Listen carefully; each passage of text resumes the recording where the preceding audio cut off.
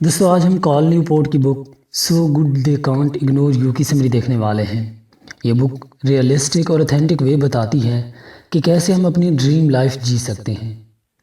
Author कहते हैं कि आपकी हैप्पीनेस जुड़ी है आपकी सक्सेस के साथ। सक्सेस के बिना आप एक सेटिस्फाइंग एंड हैप्पी लाइफ कभी नहीं जी सकते। अब सक्सेस एक डेस्टिनेशन है, इसे पाने के लिए कोई ना कोई रास्ता तो फॉलो करना पड़ेगा। अब यहीं पर मोस्ट इम्पॉर्टेंट क्वेश्चन आता है जो हर शख्स के माइंड में होता है कि मैं अपनी ड्रीम लाइफ को पाने के लिए आखिर क्या काम करूं। अब ऐसे में जो कॉमन मेंटालिटी पाई जाती है वो है फॉलो योर पैशन, यानी वो काम करें जो आपको पसंद है। आप जिससे भी पूछेंगे आपको यही जवाब मिलेगा, बट ऑथर के मुताबिक ये एक रॉन्ग एडवाइस है। अब अगर पैशन को फॉलो नहीं करना चाहिए then what is the right way, फिर हमें क्या करना चाहिए? इसी के बारे में हम अभी डिटेल से बात करने वाले हैं। पहले बात करते हैं कि सिर्फ पैशन को फॉलो करना क्यों हमें कामयाबी नहीं दिलवा सकता। इसके बाद बात करते हैं कि पैशन के अलावा फिर कौन सी चीज़ मोस्ट इम्पॉर्टेंट है। जहाँ तक बात है पहले पॉइंट यानी पैशन को फॉलो नहीं करने की वजह की, तो ऑथर कहते हैं कि पैशन के बेसिक मीनिंग लिए जाते हैं वो काम जो आपको पसंद हो। अब बिजनेस की सक्सेस के लिए मोस्ट इम्पॉर्टेंट रूल्स में से एक होता है नीड, यानी वो काम करो जिसकी लोगों को ज़रूरत हो। अब यहाँ से पता चलता है कि बिज़नेस की सक्सेस के लिए आपकी पसंद से ज़्यादा इम्पॉर्टेंट है लोगों की नीड, यानी लोगों की लाइफ में जब आप कोई वैल्यू ऐड करते हो, उन्हें कोई ऐसा प्रोडक्ट या सर्विस प्रोवाइड करते हो जो उनके काम को आसान कर दे या डेली लाइफ में उनके लिए हेल्पफुल हो, तो वो आपको उसके लिए पे करते हैं। इसलिए कस्टमर ही आपकी बिज़नेस की कोर वैल्यू होते हैं। अब बात करते हैं दूसरे पॉइंट की कि पैशन इम्पॉर्टेंट नहीं है तो फिर क्या चीज़ इम्पॉर्टेंट है। तो ऑथर के मुताबिक दो चीज़ें मोस्ट इम्पॉर्टेंट होती हैं आपकी फील्ड को सिलेक्ट करने के लिए। नंबर 1 योर एबिलिटी, यानी किस काम में आप बेस्ट हैं, किस काम की स्किल आपके अंदर है, चाहे वो वही काम हो जिसे आप अपना पैशन समझते हैं या कोई और काम हो। नंबर 2 पे है कैरियर कैपिटल, यानी उस काम के लिए बहुत अच्छे कैरियर ऑप्शंस हों, बहुत अच्छी अपॉर्चुनिटीज़ हों, आपके फ्यूचर के लिए उस फील्ड का बहुत अच्छा स्कोप हो। अब बात करते हैं उन 4 रूल्स की जो ऑथर ने इस बुक में बताए हैं, जो आपको आपके कैरियर और फ्यूचर के बारे में ज़्यादा रियलिस्टिक बनने में हेल्प करेंगे।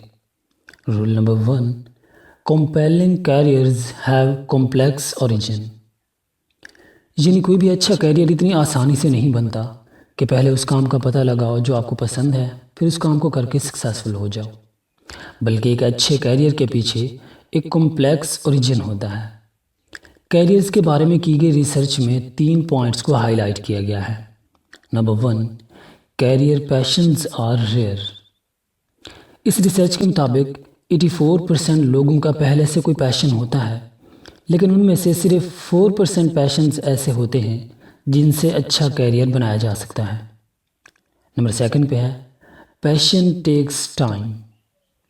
जो लोग भी लाइफ में अच्छे कैरियर्स वाले हैं वो वही हैं जो उस कैरियर में बहुत लंबे अरसे से होते हैं, यानी आपके काम में एक्सपीरियंस से ही आप उसमें और ज़्यादा अच्छे होते हैं और उस काम में आपका पैशन और ज़्यादा बढ़ता जाता है, यानी रियल पैशन बनता है अच्छी स्किल और अच्छे कैरियर से। और तीसरा पॉइंट जो हाईलाइट किया गया वो ये है कि आप अपने काम को पसंद करते हैं 2 वजह से। नंबर 1 उस काम में आपकी स्किल बहुत अच्छी होती है। नंबर 2 आप उस इन्वायरमेंट और उन लोगों के साथ सेटिस्फाइड होते हैं, कंफर्टेबल होते हैं जहाँ पर आप काम करते हैं। इसलिए सिर्फ पैशन को फॉलो करना काफ़ी नहीं, बल्कि आपकी एबिलिटी और कैरियर कैपिटल मोस्ट इम्पॉर्टेंट चीज़ें हैं। Rule number 2 be so good they can't ignore you. यहाँ पर ऑथर बात करते हैं 2 टाइप के माइंडसेट की। एक होता है पैशन माइंडसेट और दूसरा होता है क्राफ्ट्समैन माइंडसेट।